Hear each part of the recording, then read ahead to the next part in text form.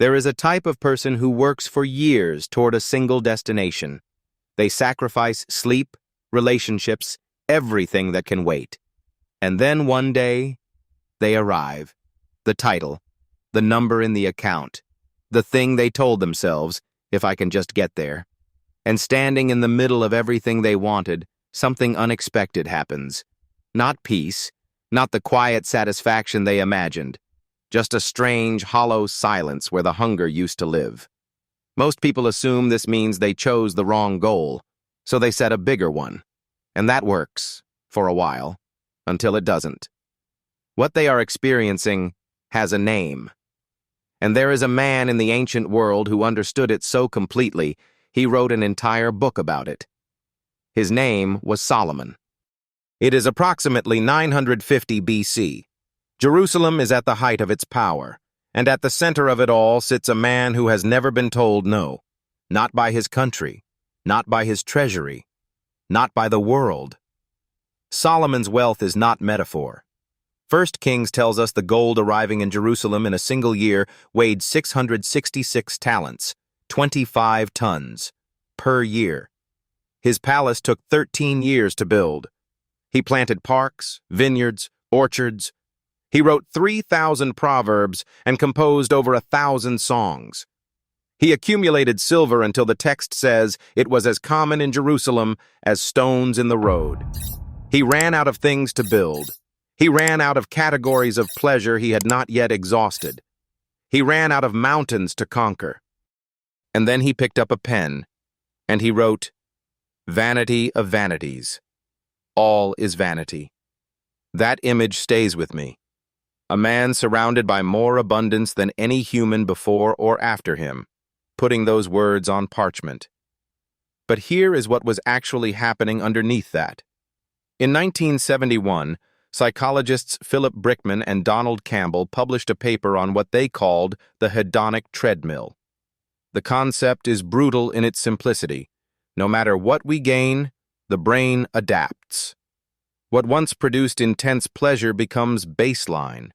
What felt extraordinary becomes ordinary. Solomon did not feel empty because something was broken in him. He felt empty because his brain had adapted to everything. Every conquest recalibrated his nervous system until no conquest registered at all. Psychologist Tal Ben-Shahar calls the version of this we carry into daily life the arrival fallacy, the belief that reaching a goal will produce lasting fulfillment. It won't. The brain was never designed for arrival. It was designed for pursuit. The moment the striving stops, the neurochemistry that made the journey meaningful stops firing. Solomon had run out of pursuits, and I've thought about this for a long time, because this exact crash shows up everywhere in 2026. In every tech founder who sold the company and felt nothing. In every athlete who retired young and went quietly dark. On the outside, Solomon looked like a man who had everything. But underneath, the psychology tells a different story. It was not boredom. Boredom is surface level.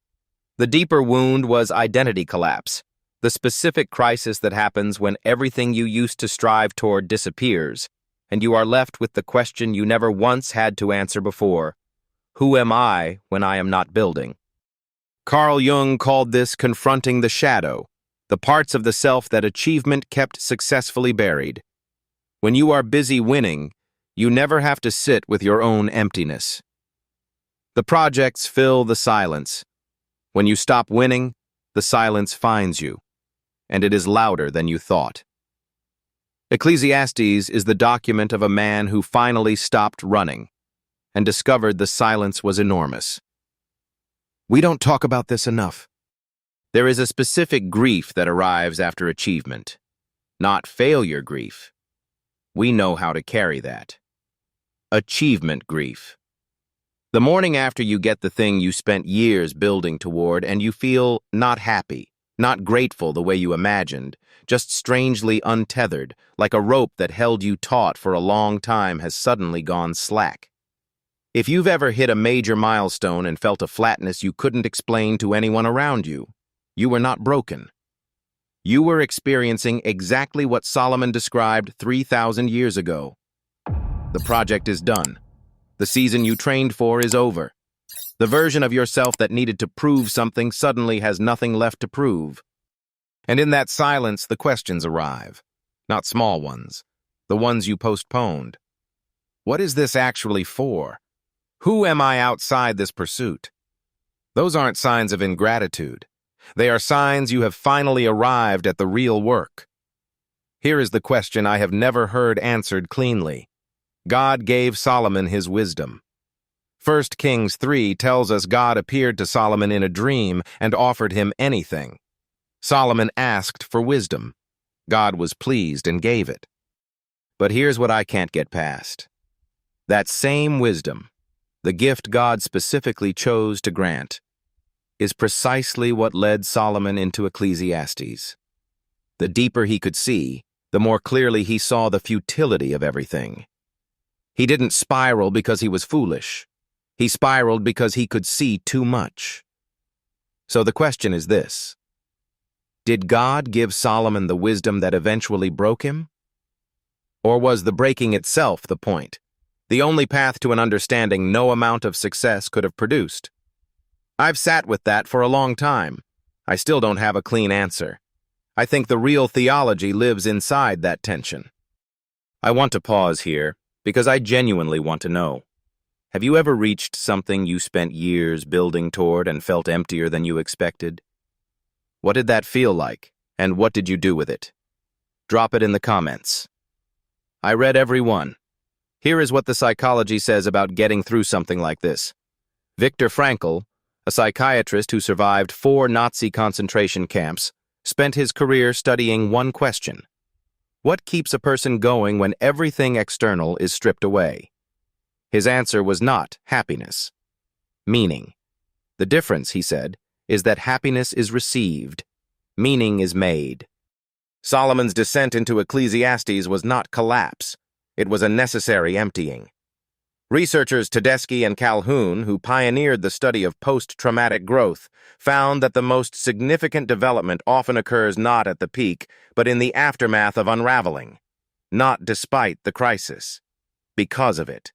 The despair was not the end of Solomon's wisdom. It was the beginning of a different kind. Here is what we usually miss about Ecclesiastes. Most people read it as a pessimist's final word, a brilliant man collapsing under the weight of his disillusionment. But read the last chapter. After 11 chapters of vanity, Solomon arrives somewhere unexpectedly quiet. Fear God. Keep the commandments. That is it. Not another monument. Not a bigger project. Just live honestly. Stay tethered to something larger than your own ambition. The man who had everything ended up recommending what every wisdom tradition across history has pointed toward. Presence. Simplicity. A life oriented around something you cannot own or measure. Solomon's wealth was not wasted. It was the proof, written in gold, cedar, and 1,000 songs, that wealth alone was never the answer. So here is the question I want to leave you with. What are you building toward right now? The destination you have told yourself will finally make things feel complete. And what would it mean if, when you arrived, you felt exactly what Solomon felt? Not as a warning, as a question worth sitting with before you get there. Because the goal may not be the problem. The expectation of what the goal will do to you, that is where the crisis hides. Drop your thoughts in the comments. And if this kind of psychological reading of ancient stories speaks to you, subscribe. Every week we go deeper into the minds that shaped the ancient world and what they still reveal about ours.